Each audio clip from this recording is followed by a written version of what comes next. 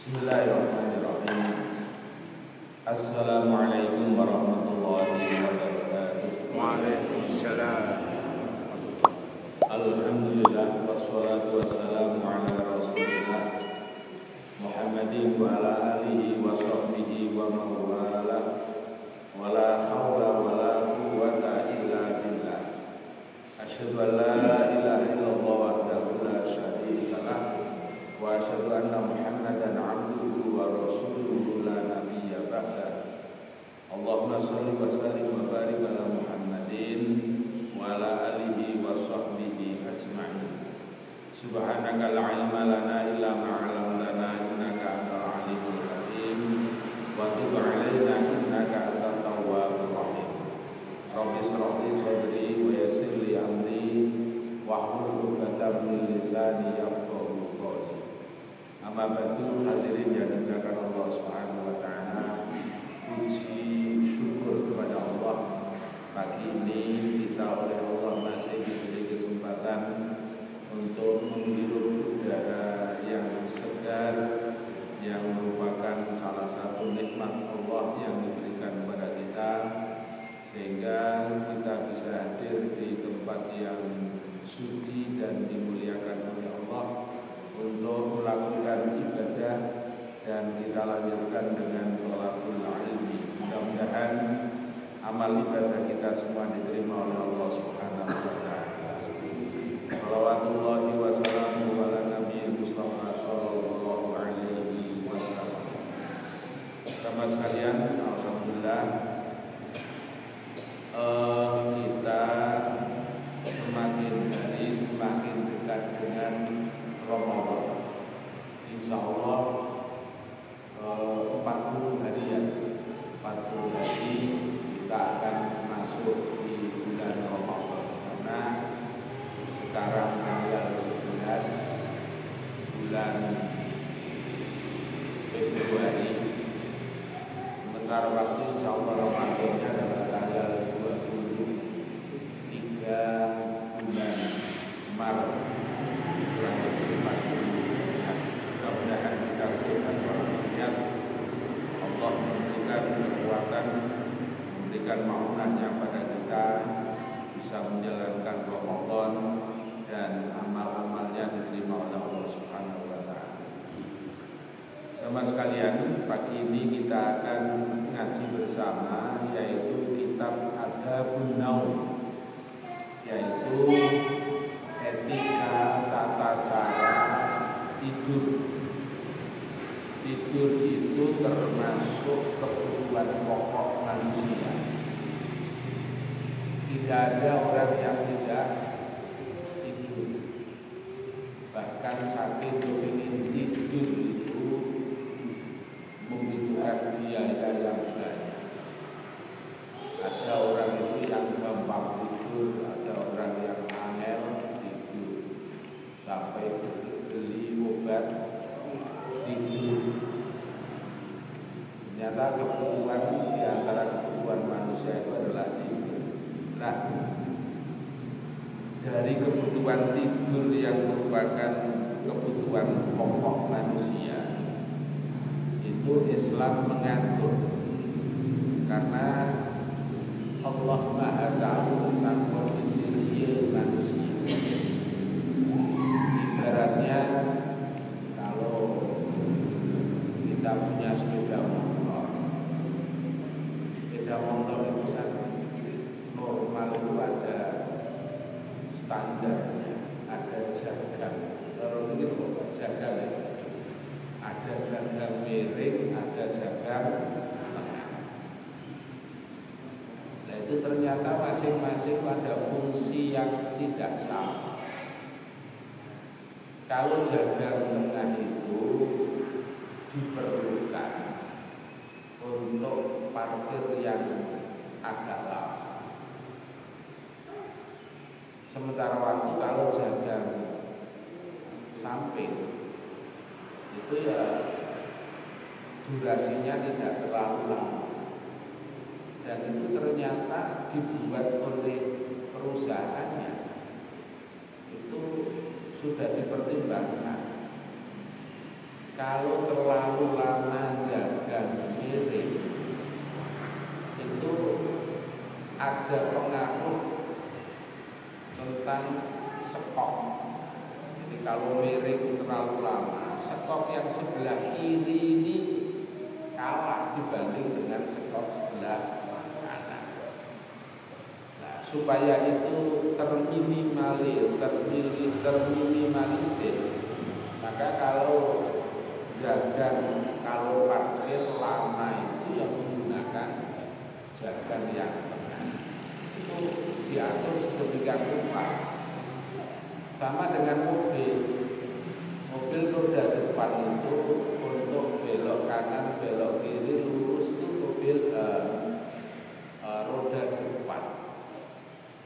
Tapi kalau kemudian pas posisi parkir kok bannya itu tidak lurus, ini punya pengaruh kepada yang terkait dengan roda depan itu. Jadi kalau parkir apalagi lama itu ya posisi lurus, jangan menggok baik ke kanan maupun ke kiri.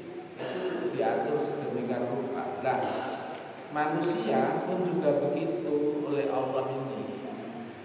Kalau tidur itu kan bisa saja orang itu miring kanan, bisa saja orang itu miring kiri, ada saja orang itu tidak miring tapi terlentang. Terlentang itu melumah.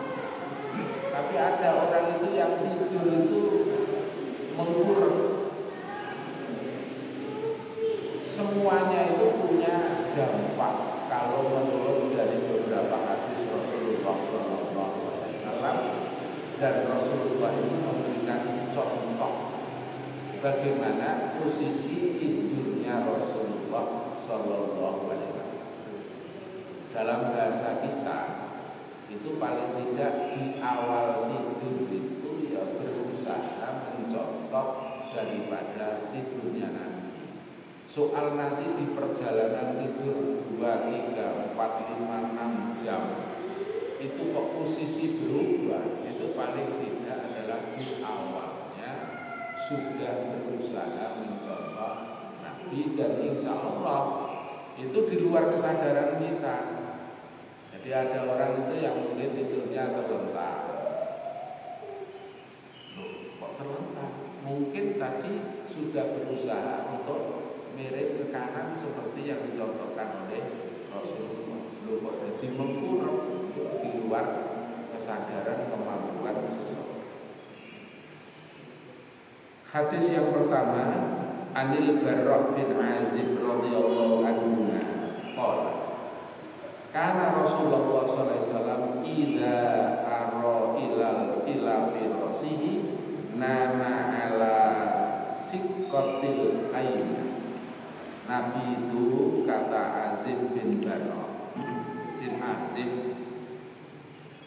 bin Azib itu apabila datang ke tempat tidur atau memulai tidur, itu Rasulullah itu adalah miring ke kanan. Miring ke kanan itu berarti posisi tangan kanan itu ditindih, apa ditindih? Jadi posisi itu miringnya itu ke kanan, tangan kanan itu ada pada yang ditindih. Tapi kalau begini itu berarti posisi ke kiri. Nah, Rasulullah itu dari beberapa hadis menerangkan tangan Rasulullah ini apa namanya? Apa? Telapak tangan itu ditempelkan pada pipi beliau yang kanan. Pertanyaannya mungkin juga apakah Rasulullah itu pakai bantal? Banyak riwayat menerangkan Rasulullah itu ya, bantalnya itu adalah tangannya. Tapi apakah kita tidak boleh pakai bantal? Yang boleh-boleh saja, dan kemudian diupayakan tangan ini ada di atas bantal di bawah pipi kita masing-masing. Ada orang itu yang tidur itu pakai sepon atau bantal kapur itu pakai bantal prungki jadi bung sing wis tuwa niku lho napa niku prungki daerah Paciran namanya prungki jadi bung sing wis tuwa kemudian dibentuk sedemikian rupa. Bapak-bapak pernah ke Sunan Giri. Kalau pernah ke Sunan Giri itu orang-orang yang mengunjungi makam-makam itu ada bantal yang terbuat dari bumbunya frame atau bambu yang baru ceplok-ceplok itu gimana tahu gimana bisa jadi ceplok itu apakah saking seringnya dibuat tidur atau memang awalnya diceplok gini wallahu alam. Itu banyak model-model begitu ya boleh-boleh saja tapi jangan kemudian diyakini bahwa ini nyuntuk Sunan Giri dan lain sebagainya tapi itu banyak terjadi banyak ada di sekitar makam Sunan Giri. Jadi kembali kepada hadis Nabi, Rasulullah itu kalau mau tidur itu posisinya adalah miring ke kanan, tidak merumah dan tidak menghurap serta tidak miring ke kiri. Kemudian setelah itu Rasulullah berdoa. Menurut hadis ini doa yang dipanjatkan oleh Rasulullah itu adalah Allahumma aslamtu nafsi ilaika. Ya Allah, kula pasrah dhateng panjenengan. Aslama yuslimu islaman itu adalah pasrah, menyerahkan diri. Kula menyerahkan diri dhateng panjenengan. Karena apa? Karena kita akan istirahat yang cukup panjang. Bahkan sampai dikatakan orang yang tidur itu adalah mati sementara karena tidak terasa, tidak dengar, tidak berfungsinya daripada panca indera. Hanya yang terkait dengan nafas dan nyawa saja. Ono wong turu kok krungu itu berarti ya nglilir. Nek turu temenan kok gak krungu. Ono wong turu kok kandus. Itu berarti sudah tidak tidur. Nah itu temenan itu yang merasa kok kandus. Ono gerodakan kok gak tidur. Maka dikatakan bahwa dalam satu hadis itu Bismika Allahumma ahya wa bismika ya Allah, dengan namamu, dengan menyebut namamu kami hidup, dan dengan menyebut namamu pula kami mati. Berarti tidur itu sesungguhnya adalah latihan mati orang tidur. Makanya ada istilahnya mati itu ya turu salawase. Turu salawase. Kalau mati itu turu salawase tidak terasa. Seperti Ashabul Kahfi itu berapa ratus tahun tidur. Itu padahal tidur tapi nggak tahu apa. Kemudian tidur tak boleh. Allahumma aslamtu nafsi ilaika. Ya Allah, berserah diri kepadamu. Wa wajjahtu wajhi ilaika, dan aku menghadapkan wajahku kepadamu. Wa faradtu amri ilaika, aku serahkan urusanku kepadamu. Itu diantara doanya yang dipanjatkan oleh Rasulullah. Wal jadu dhahri ilaika, dan aku pun juga menyerahkan barang-barang yang zahir kepada rohbatan wa rohbatan ilaika. Jadi apa kata engkau ya Allah, la malja'a wala manja minka illa ilaika. Tidak ada yang bisa menolak apa saja kecuali datangnya dari engkau. Amantu bi kitabikal ladzi anzalta. Aku beriman kepada kitab yang telah engkau turunkan kepada kami. Wa nabi kalladzi arsalta, dan kepada nabi yang telah engkau utus. Jadi kita ini pasrah total, ya Allah, kita pasrah dari panjenengan urusan kula. Jadi istilahnya itu apik elek apa terose panjenengan. Makanya ada orang itu yang tidur ono elek-elek. Elek itu ngipi gak enak itu berarti elek. Ngipi digudak lho. Diburu dia. Mari nunggu. Lapo sampai mau aku digudak diburu. Tapi orang sing ngelilir itu doleki. Aku mau ngipi mangan roti. Barang ngelilir kok gak ono ini golek inti roti ini. Jadi kita ini sudah pasrah pada Allah. Baik buruknya sapa jarene Allah. Jadi ini aslam tu ilaik, ya Allah, aku pasrah padamu.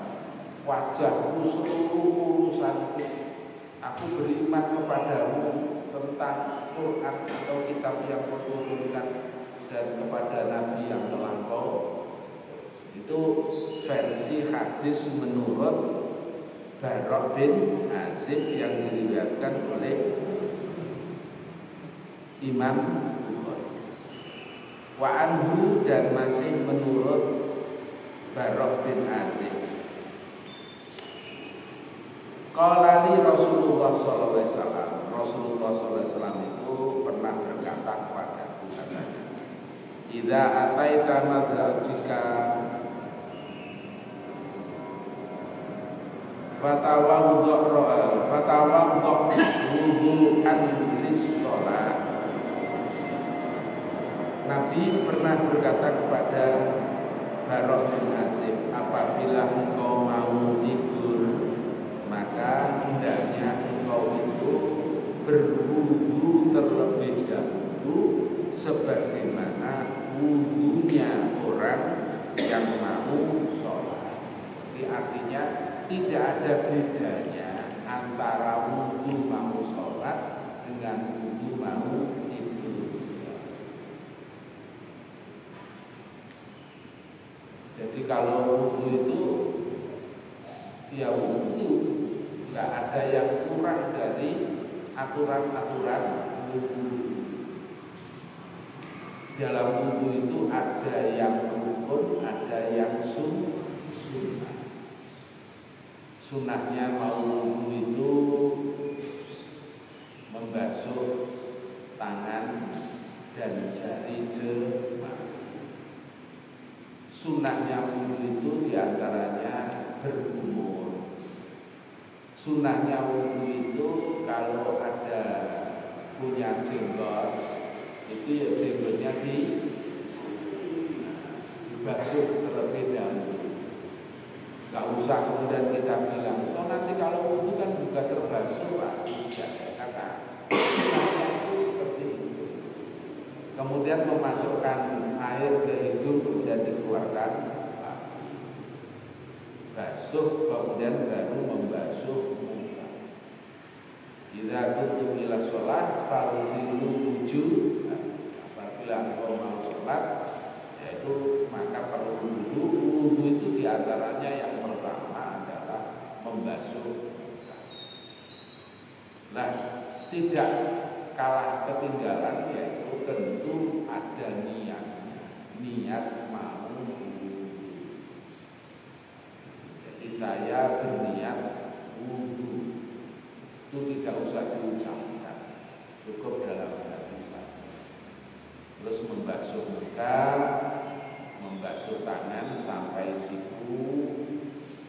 kemudian apalagi Pak, membasuh kepala atau rambut. Kemudian sunnah lagi yaitu membasuh telinga. Membasuh telinga. Kalau menurut ayatnya kan tidak ada membasuh telinga. Tapi amalan yang dilakukan, praktek yang dilakukan oleh Rasulullah itu yaitu membasuh telinga.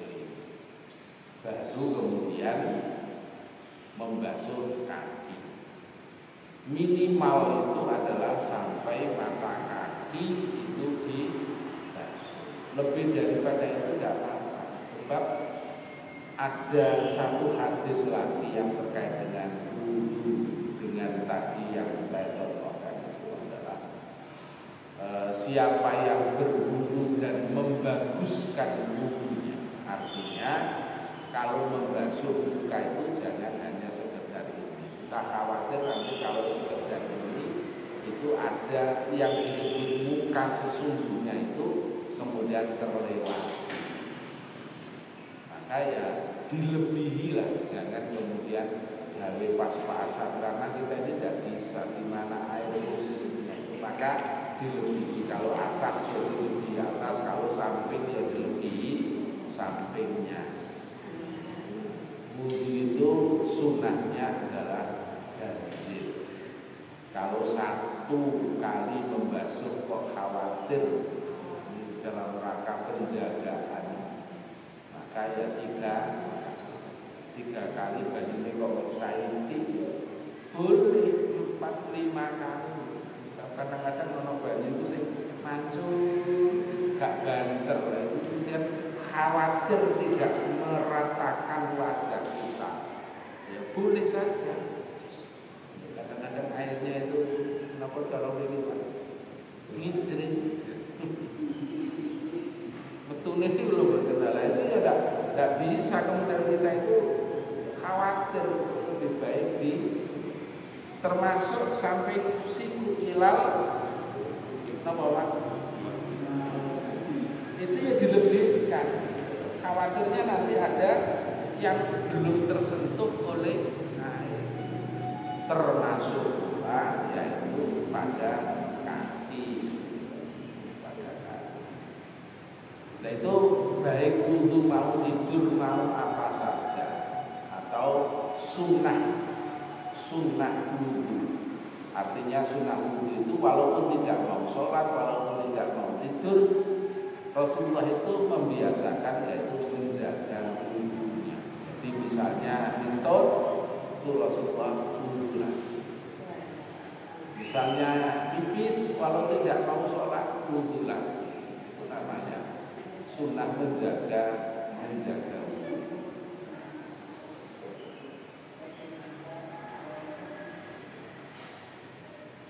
Kemudian kata Barok bin Azib, setelah Rasulullah SAW itu berwudu, maka kemudian Rasulullah itu mapan, cara mriki niku mapan di atas tempat tidurnya itu, yaitu miring ke, ini menurut Barok bin Azib. Wa an Aisyah radhiyallahu anha qalat kana Nabi sallallahu alaihi wasallam yusolli minal laili ikhda asyrata rak'atan fa idza tala'al fajr shalla rak'ataini khafifataini tsumma ala sikatil ayman ala yaji'ul mu'adzinu fayudzanu muttafaqun alaihi. Kata Aisyah, Nabi itu kalau malam itu sholat 11 rakaat.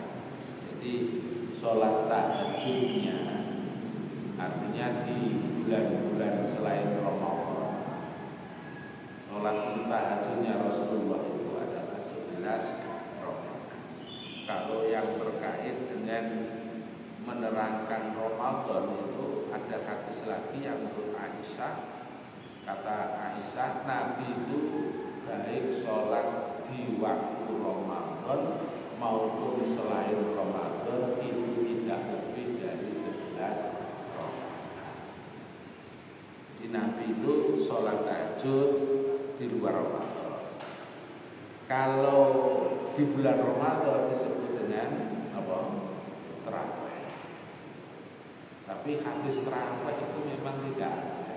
Hadisnya ada qiyamul lail. Jadi di bab-bab fikih itu tidak disebutkan tarawih. Di hadis-hadis juga tidak menyebutkan tarawih. Lah kenapa kok kemudian disebut dengan tarawih? Tarawih itu dari kata roha. Roha itu istilahnya.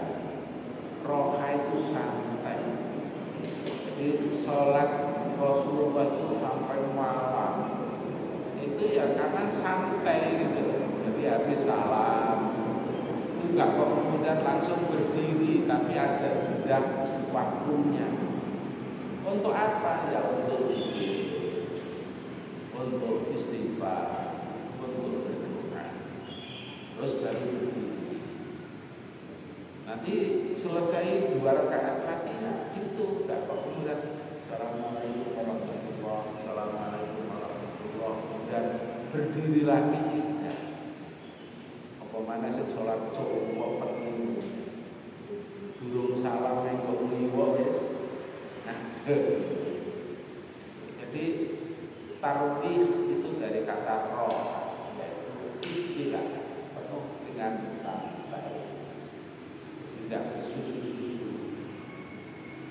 Itu makanya sholatnya Rasulullah itu kalau dikerjakan di waktu malam itu ya akhirnya sampai menjelang fajar. Itu bukan berarti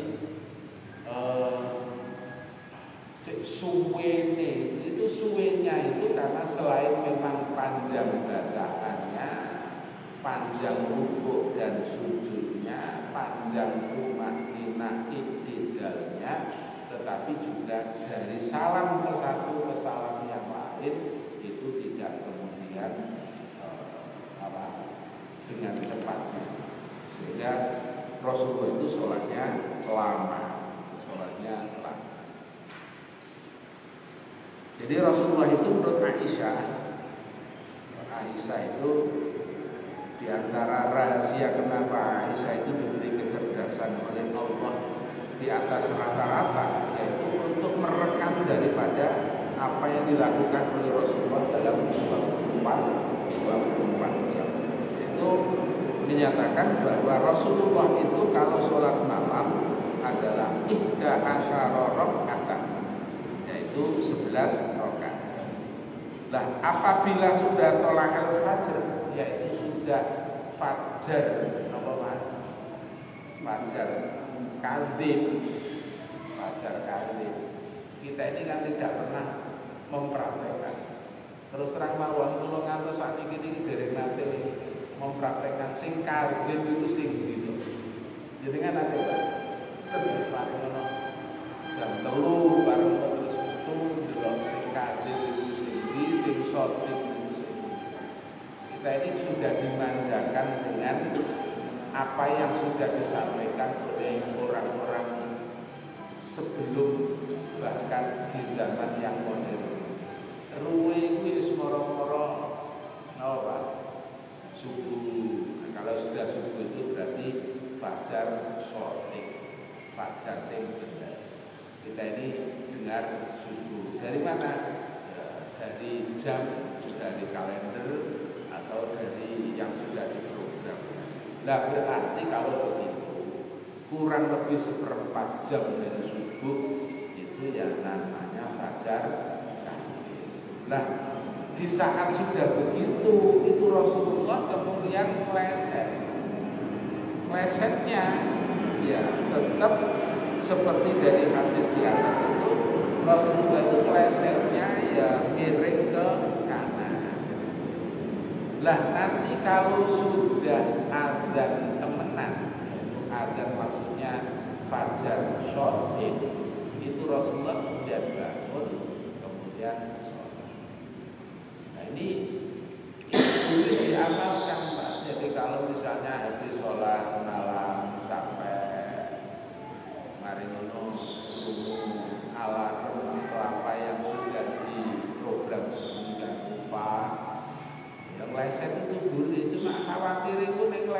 kebablasan. Bagi kami sing nangeni, aku ngono saksiran, tapi saksiran itu semari komat. Saksiran. Tapi itu boleh diamalkan. Tentu kita tetap bismillah untuk nanti azan itu bisa. Itu yang dilakukan oleh Rasulullah seperti itu. Ya karena apa? Karena badan kita ini sesungguhnya juga butuh istirahat. Jadi kalau terus begitu mulai jam 2:30 sholat sampai azan subuh. Nah kalau memang fisiknya kuat tidak apa-apa. Tapi kalau kemudian ya ada capeknya ya istirahat dulu. Tapi bila perlu kita itu pesan, istri pesan pada suami, suami pesan pada istri, Bu, aku naik ke rumah azan, aku sampai cepetan. Atau Pak, aku naik ke rumah azan, aku sampai tak meleset kurang lebih 1/4 jam. Ini yang dilakukan oleh Rasulullah. Sehingga dari hadis 1, 2, 3 ini ada beberapa kesamaan. Kesamaannya adalah Rasulullah itu kalau tidur itu miring ke kanan. Wa an Hudzaifah qala kana Nabi sallallahu alaihi wasallam idza akhadha marja'atan ila minal laili wa dha'a yadahu tahta haddihi tata khuddihi tsumma yaqul Allahumma subhika amut wa ahya wa idza staiqadha qala alhamdulillahilladzi ahyana ba'dama amatana wa ilaihin nusyur. Jadi matan hadis yang kita hafal itu memang beda. Kalau ini kan Allahumma bi ismika amut wa ahya. Nah di hadis yang lain itu bismika Allahumma ahya wa bismika amut. Itu boleh-boleh saja. Pokoknya doa di luar sholat itu istilahnya diwalik atau tidak cocok dengan apa? Dengan apa yang ada dalam hadis, karena memang ada hadis yang lain bahwa bismikallahumma ahya wa bismika itu tidak ada masalah. Pokoknya selain di dalam sholat itu boleh-boleh saja. Kalau ini kan Allahumma bi ismika amut wa ahya. Yang populer itu bismikallahumma ahya wa amut. Pokoknya dalam hal yang tidak dalam sholat itu masih makfu. Makfu itu dimaklumi. Contoh begini Pak, tapi ini bukan hadis. Yang populer di kalangan kita ini kan an-nadhafatu minal iman. Itu tidak ada hadisnya. Hadisnya itu lemah. An-nadhafatu minal iman. Tapi yang sahih itu adalah at-tahuru satrul iman. Artinya sama. At-tahuru itu kebersihan, satrul iman adalah bagian daripada iman. Tapi yang populer adalah an-nadhafatu minal iman. An-nadhafah kebersihan itu dari iman. Karena itu tidak dalam ibadah boleh-boleh saja. Tapi tetap ada juga yang pendapat itu pokoknya nabi kita nabi muni gitu. Tapi bagi yang apa istilahnya moderat, yang moderat itu ya an-nadhafah. Bahkan nyaris kita tidak pernah menemukan satu tulisan itu atau satu iman. Jadi selagi itu bukan dalam ibadah makhluk, maka boleh-boleh saja doa itu yang beda satu dengan yang lain. Yang penting itu adalah tidak sampai melanggar daripada kalau mau tidur Rasulullah itu bismika, bismikallahumma ahya wa bismika. Nah, kemudian kalau sudah bangun, alhamdulillahilladzi ahyana ba'dama amatana wa ilaihi nusyur. Lah kemudian ada beberapa hal ini termasuk fi'liyah dan qauliyah. Fi'liyah itu artinya perbuatan dipraktekkan oleh Rasulullah. Juga qauliyah disampaikan, diajarkan kepada sahabatnya. Yaitu apa? Kata Nabi, kalau mau tidur selain berdoa bismillahirrahmanirrahim wa bismika itu dianjurkan untuk membaca ayat kursi. Allahu la ilaha illa huwal hayyul qayyum la ta'khudhuhu sinatun wa la nawm. Kemudian dianjurkan pula membaca qul huwallahu ahad, Allahu samad, qul a'udzu birabbil falaq min syarri ma khalaq. Kemudian qul a'udzu birabbin. Bahkan ada hadis lain juga sahih, bacalah surat Al-Kafir. Qul ya ayyuhal kafirun la a'budu ma ta'budun. Bahkan juga ada hadis yang menganjurkan untuk membaca, yaitu tiga ayat terakhir dari surat Al-Baqarah. Minimal itu adalah ketundukan kepasrahan itu tadi, yaitu bismikallahumma ahya wa bismika. Nah, kok saya kan dulu diwaca sing kirim ayat-ayat, nggak usah nyanyi, nggak usah, nggak ono aturan harus itu nyanyi. Kenapa tidur lagi? Kudu nek kok nyanyi di pinggir nyanyi ya belum baca.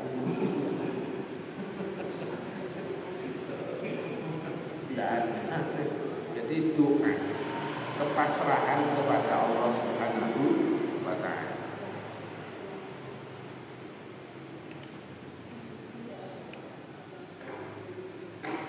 Kemudian ada hadis lagi yang menyebutkan bahwa ada seorang sahabat yang namanya Ba'is. Ba'is ini punya bapak. Nah, bapaknya itu cerita, bainama anna mudhajiun fil masjid ala batni idza rajulun yuharribuni birijlihi faqala inna hadhihi dhi'atun yubghidu Allah qala fanawwartu fa idza Rasulullah sallallahu alaihi wasallam. Jadi ada sahabat yang namanya Ba'is atau Ya'is, itu mendapatkan cerita dari bapaknya. Saya pernah tidur mengkurep. Ternyata kemudian ada orang itu yang membangunkan saya dengan kakinya. Cara ini kira-kira disempat. Jadi orang mau turu mengkurep terus disempat dengan kakinya. Cara ini apa berarti? Ini disempat. Tangan ini nganggo sikili. Barang didelok. Loh, lah kok sing nyempar aku itu Nabi Muhammad sallallahu alaihi wasallam. Rasulullah sambil bersabda atau berkata, iki turu model apa iki kata Nabi. Iki turu sing paling dibenci oleh Allah. Jadi turu mengkurep itu termasuk turu sing tidak disuka oleh Allah Subhanahu wa ta'ala. Maka tadi sudah kami sampaikan di awal, wong turu macam-macam. Ono sing wong mirip, wong ono sing rumah, ono sing mengkurep. Nah, ternyata model turu mengkurep sampai sini diterangkan, yaitu aku nindihi ala badni, aku nindihi wetengku. Itu berarti nek sindi wetenge berarti kan mengkurung. Itu disempar karo Nabi, berarti delok Nabi kemudian bersabda, ini adalah tidur yang tidak disukai oleh Allah Subhanahu wa ta'ala. Biasanya wong turu mengkurung iku akeh macem ya. Ono sing saking menapa? Nangis terus mengkurung terus sampai ketulok. Nangis ini biasanya mengkurung tanpa rumah. Karena sebabnya opo dan akhirnya nangis mengkurung, wajahnya ditutupi kan, dan terus turu saking gergetene nangis sampai turu. Makanya dari beberapa hadis sampai hadis yang kami baca tadi, yaitu supaya kita ini berusaha di saat tidur itu miring ke kanan sambil berdoa. Setelah itu soal nanti kok ngelilir dulu, aku kok lupa, itu berarti di luar kesadaran kemampuan. Tapi kita sudah mendapatkan dari insya Allah sunnahnya Nabi, yaitu tidur ke sambil doanya bisa dengan pilih itu semua. Bismillahirrahmanirrahim wa bismillahirrahmanirrahim, kemudian membaca apa saja, masuk surat Al-Kafir, Al-Nas. Bahkan pernah ada hadis itu, ada hadis yang kurang lebih isinya begini. Nabi itu bertanya, apakah kalian kalau mau tidur itu sudah menghatamkan Al-Quran? Kaget para sahabat, kaget itu untuk menghatamkan Al-Quran. Tidak ada ya Rasul dari kami ini yang tidur menghatamkan Al-Quran. Apa kata Rasulullah SAW? Bacalah Qul Ahad 3 kali, itu sesungguhnya engkau sudah menghatamkan Al-Quran. Tapi ini jangan diperdoman.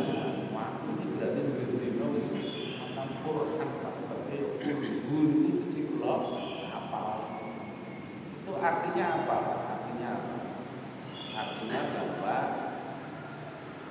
minimal komunikasi kita dengan Allah, karena membaca Quran itu sama dengan dialog, komunikasi, omong-omong dengan Allah. Nah, minimal itu dulu pernah kami ceritakan, singkat cerita, ada seorang komandan pasukan itu diutus oleh Rasulullah untuk membawa regu pasukan. Itu di tengah perjalanan berangkat sampai di tempat, sampai pulang lagi, utamanya sholat malam, maghrib, isya, subuh, maghrib, isya, subuh. Kalau zuhur dan asar kan nggak terdengar suara bacaan surat dan Al-Fatihahnya dari maghrib rakaat kedua mesti sing diwaca qul huwallahu. Engko isya ya rakaat kedua sing diwaca qul huwallahu. Subuh sesuk terus sampai berbulan. Selama perjalanan sampai di tempat balik maneh, tiap sholat malam itu atau sholat maghrib isya dan subuh mesti rakaat kedua imam itu maca. Akhirnya ada pasukan atau sahabat itu gini, ini kok mangkoni gak cocok kalau sunai Nabi.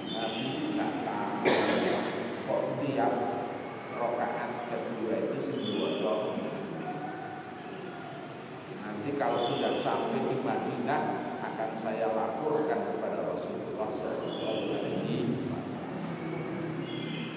Begitu sudah sampai di Madinah, orang ini melaksanakan daripada sing dadi ganjeliati ini lapor kepada Rasulullah SAW. Loh, apa betul begitu? Betul ya Rasulullah. Akhirnya komandan pasukan tadi itu panggil oleh Rasulullah. Apa betul kamu selama pergi sampai kemudian mukim di sana sampai kemudian balik lagi itu yang kau baca di rakaat kedua itu betul ya Rasulullah? Apa alasan? Akhirnya orang itu bilang, ya Rasulullah, sungguh dari sekian ayat, sekian surah itu yang paling nancep di hati itu kul, dan aku sangat cinta kepada Allah Subhanahu wa ta'ala. Kul huwallahu ahad, katakanlah Allah itu tunggal esa, tidak terbilang.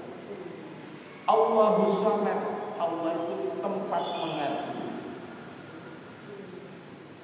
Lam yalid wa lam yulad, yang tidak beranak dan tidak diperanak. Walam yakul lahu kufuwan ahad, dan tidak ada satupun yang menyamai apalagi menandingi Allah Subhanahu wa ta'ala. Itu yang jadi dasar saya. Kata Nabi, kalau itu yang menjadi alasanmu, maka itu engkau sudah mendapatkan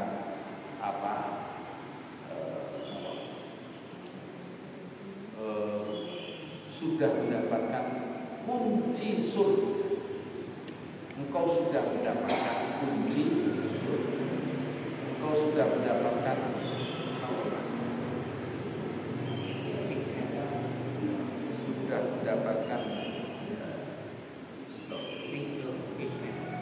apa Pak? Ya sudah mendapatkan tiket surga. Itu sudah ada bekal tentang masuk surga. Karena Allah mencintaimu, kata Rasul. Engkau cinta kepada Allah dengan melafazkan apa yang kau yakini dari Quran dan surat Al-Wallahu ahad al-Ikhlas itu, maka engkau sudah mendapatkan poin, maksud saya, poin masuk surga. Tapi ini ada yang salah, Pak. Orang memahaminya begini, kesalahannya. Loh, walaupun tidak pernah dicontohkan oleh Rasulullah kan boleh. Tapi lupa orang itu tidak dicontohkan oleh Rasulullah, tapi setelah diklarifikasi oleh Rasulullah, itu Rasulullah menyetujui. Nah, kalau kita ini berbuat sesuatu yang menganggap itu ibadah tetapi tidak mendapatkan persetujuan, padahal yang berhak untuk memberikan contoh itu adalah Rasulullah, maka alasannya fadhailul amal. Itu memang fadhailul amal, tetapi mendapatkan takrir kesepakatan dari Nabi. Jadi definisi hadis itu baru ada kalau ada takrir Nabi. Hadis itu kata ma'udhifa ilan Nabi qaulan au fi'lan au takriran au nahwa. Sing diarani hadis itu ma'udhifa, apa yang disandarkan dari Nabi, baik perkataan Nabi, perbuatan Nabi, persetujuannya Nabi, itu baru dikatakan. Nah, kalau tidak ada perkataan Nabi, tidak ada perbuatan Nabi, tidak ada persetujuan Nabi, itu ya bukan hadis. Ini ada kejadian. Jadi ada seorang sahabat naik perahu di atas laut. Itu pada waktu sholat tiba, itu ada yang wudu dengan air laut dengan yakin. Tapi ada yang wudu dengan air laut itu dengan penuh keraguan. Begitu sudah selesai menepi lagi, nemui Rasulullah, ya Rasulullah, di antara kami tadi itu ada yang yakin bahwa air laut itu bisa dibuat suci atau berwudu. Tapi di antara kami ada yang ragu. Maka kemudian Rasulullah memberikan penjelasan, buat tohuru maitatu. Laut itu airnya suci, bangkainya itu artinya bangkai ikan laut, bukan kok wedhus mati dibuang ke laut. Itu ya bangkai yang ada di laut.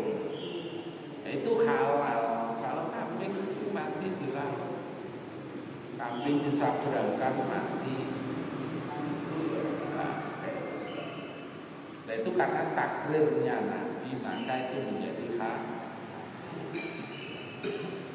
Mudah-mudahan apa yang kami sampaikan ini faedah bermanfaat kita amalkan, karena ini termasuk sunnah Rasulullah Sallallahu Alaihi Wasallam. Dan insya Allah dari beberapa literatur, orang yang tidur birenganan itu organ tidurnya entah itu apa itu dari yang di sini itu bagian apa? Jantung. Nah, sehingga jantungnya di saat tidur ini normal untuk memompa itu. Tapi kalau tidurnya ke kiri, jantung ini mompanya itu berat karena ketindihan. Itu diantaranya, dan tentu banyak yang lain yang menurut kesehatan. Tapi Rasulullah waktu itu juga menerangkan, tuwa miring nengen jantung itu sehat, tidak begitu. Itu tugas kita untuk kita ini, maksudnya ya siapa saja umat yang bergelut atau berkecimpung di dunia kesehatan. Demikian, mudah-mudahan kita ini hidayah rahmat dari Allah Subhanahu wa taala.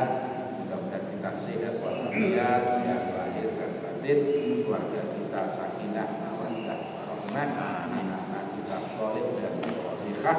Allah mencukupi segala kebutuhan kita. Subhanallahumma wa bihamdika, asyhadu an la ilaha illa anta, astaghfiruka wa atubu ilaik. Assalamualaikum warahmatullahi wabarakatuh. Waalaikumsalam warahmatullahi wabarakatuh.